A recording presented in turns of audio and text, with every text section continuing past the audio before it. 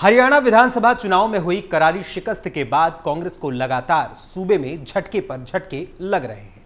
एक ओर विधानसभा चुनाव में सत्ता का सपना टूट गया तो वहीं दूसरी ओर पार्टी में फूट पड़ गई। तो वहीं अब निकाय चुनाव से पहले ही एक और तगड़ा झटका खाने वाली कांग्रेस में हलचल मच गई है। ऐसा लगता है कि अब कांग्रेस के नेताओं को खुद ही अपनी पार्टी पर भरोसा ये हो गया है कि वो उनका साथ कभी भी नहीं देने वाली। इसीलिए तो निकाय चुनाव से पहले ही उन्होंने राहुल गांधी और कांग्रेस को 440 वोट का तगड़ा झटका देकर पूरी तरीके से झंझना दिया है। आखिर क्या है पूरा माजरा, आपको बताएंगे विस्तार से हमारे खास प्रोग्राम टर्निंग पॉइंट के आज के इस अंक में। नमस्कार, वंदे मातरम, कैपिटल टीवी देख रहे हैं आप और मैं हूं आपके साथ अखिलेश पांडे।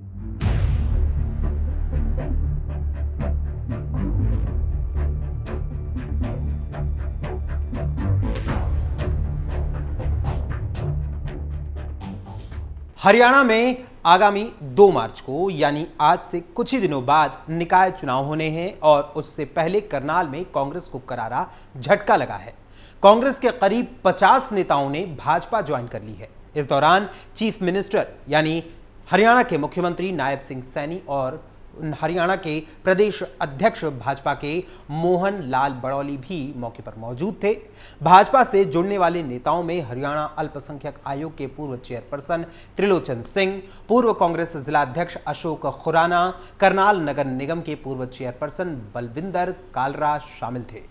इसके अलावा आम आदमी पार्टी के नेता भी भाजपा में शामिल हुए। आप लीडर संजय बिंदल, कांग्रेस के ओबीसी सेल के जिलाध्यक्ष संजय चंदेल के अलावा कई पूर्व पार्षदों ने भी भारतीय जनता पार्टी को ज्वाइन कर लिया है। कांग्रेस नेता नीतू मान ने भी भाजपा ज्वाइन कर ली है।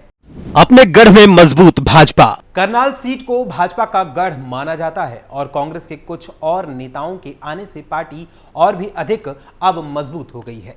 यहां से भाजपा ने रेणु बाला गुप्ता को अपना मेयर कैंडिडेट बनाया है। सीएम नायब सिंह सैनी ने इस मौके पर कहा कि मैं भाजपा के नेताओं का स्वागत करता हूं।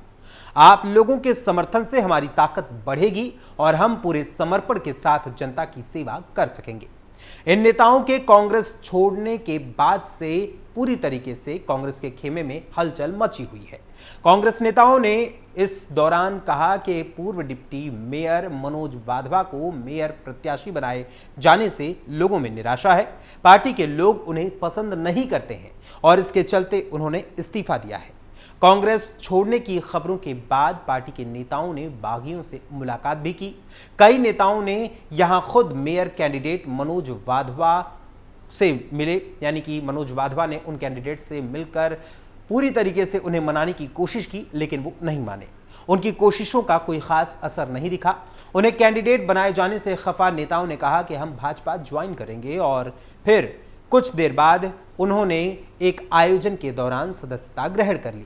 इस दौरान त्रिलोचन सिंह ने कहा कि मैंने भाजपा ज्वाइन कर ली है। कांग्रेस अब जनहित के मुद्दों से भटक रही है, इसीलिए मैंने पार्टी छोड़ दी है। उन्होंने इस दौरान कांग्रेस नेतृत्व को धन्यवाद दिया कि उन्हें 2 बार चुनाव लड़ने का मौका दिया गया।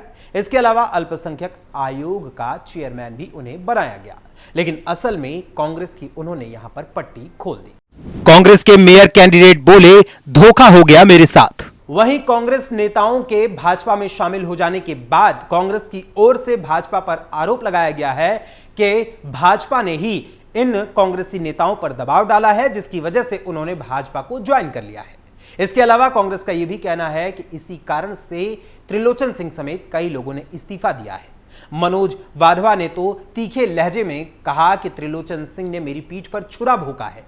मनोज वाधवा ने कहा, त्रिलोचन सिंह मेरी पीठ पर छुरा मार चुके हैं।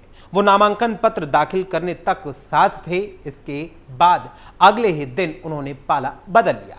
यानी एक तरफ जहां कांग्रेस के नेताओं ने पाला बदलकर भाजपा ज्वाइन कर ली है, तो इससे कांग्रेस को पूरी तरीके से झटका लगा है और उसे डर भी सता रहा है कि कहीं ऐसा ना हो कि हमारे नेताओं के भाजपा में जाने के कारण निकाय चुनाव में भी हमारी शिकस्त हो। नामांकन के आखिरी दिन कांग्रेस भाजपा का आमना सामना। हरियाणा में निकाय चुनाव में नामांकन वापसी के आखिरी दिन करनाल में कांग्रेस और भाजपा के वर्कर्स आमने सामने आ गए।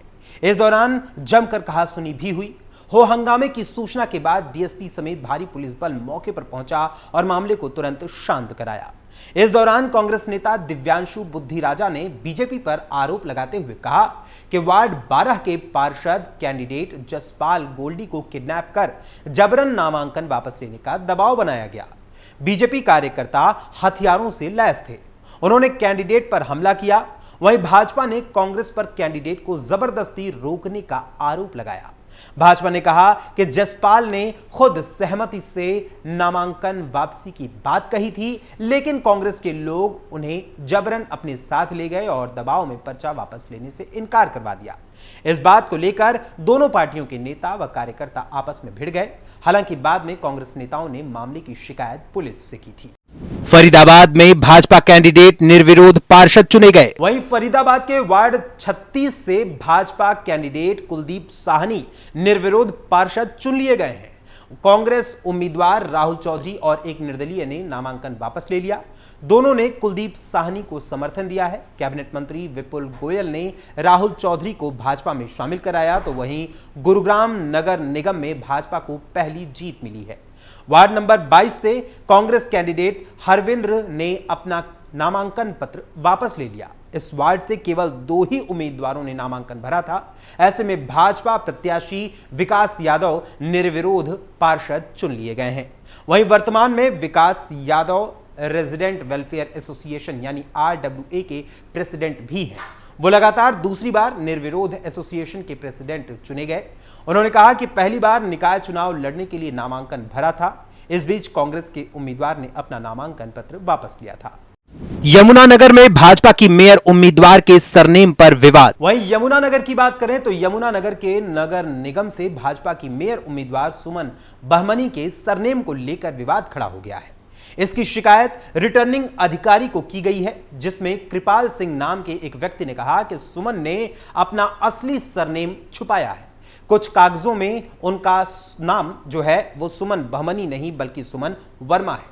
वहीं सुमन बहमनी ने आरोपों का जवाब देते हुए कहा कि वो अनुसूचित जाति से संबंध रखती हैं।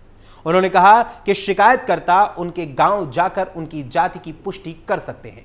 वहीं सुमन बहमनी ने आरोप लगाया कि उनकी साख को खराब करने की कोशिश की जा रही है। रिटर्निंग अधिकारी SDM सोनू राम ने इस मौके पर इस बारे में कहा कि उन्होंने मेयर प्रत्याशी से 2 दिन में जवाब मांगा है। उन्होंने कहा कि प्रत्याशी ने अपना दस्तावेज जमा किया है, अपने दस्तावेजों में बहमनी लिखा है। मामले की जांच जारी है और जल्द ही स्थिति स्पष्ट की जाएगी। निकाय चुनाव से दूर गोपाल कांडा का डमरू डांस। वहीं निकाय चुनाव से दूर हरियाणा लोकहित पार्टी यानी हलोपा नेता गोपाल कांडा ने सिरसा में डमरू डांस किया है।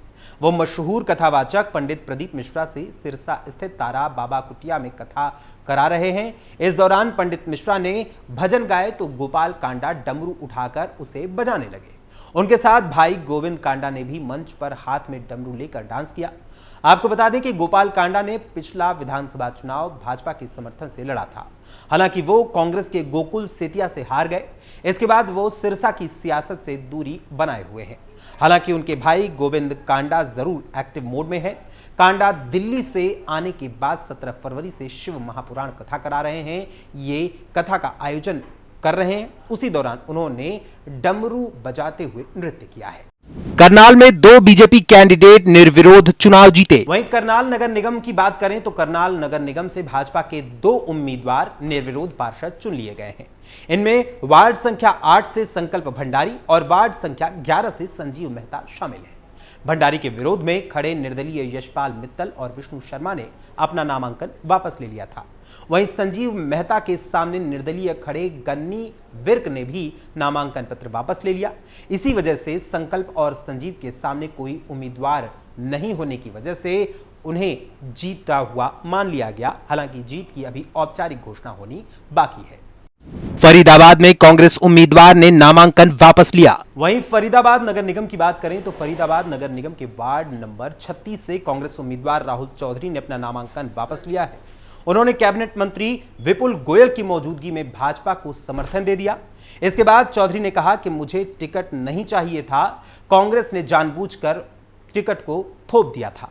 टिकट देने के बाद कांग्रेस नेताओं ने मेरा कोई समर्थन नहीं किया। कांग्रेस नेतृत्व से मुझे कोई सपोर्ट नहीं मिल रहा था।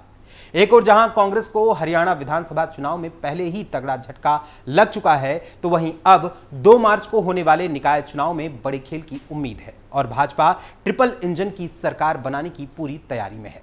वैसे आपको बता दें कि हरियाणा निकाय चुनाव के फाइनली 9 नगर निगम जो हैं, उन 9 नगर निगमों में मेयर पद के लिए कुल 55 उम्मीदवारों ने अपना अपना नामांकन पत्र दाखिल किया है। तो वहीं निगम पार्षद व पालिका पार्षद मेंबर पद के लिए 2853 कैंडिडेट्स ने अपना नामांकन पत्र भरा है। इसके अलावा नगर परिषद पालिका प्रेसिडेंट पद के लिए 265 कैंडिडेट्स चुनावी मैदान में हैं। अब ऐसे में 2 मार्च को होने वाले निकाय चुनाव में फाइनली क्या निर्णय होता है, यह तो आने वाला वक्त ही बताएगा। फिलहाल अभी के लिए टर्निंग पॉइंट के आज के इस अंक में बस इतना ही। फिर मुलाकात होगी टर्निंग पॉइंट के अगले अंक में किसी और खबर, किसी और मुद्दे, किसी और विषय के साथ। तब तक के लिए मुझे अनुमति दीजिए। धन्यवाद। जय हिंद, जय भारत।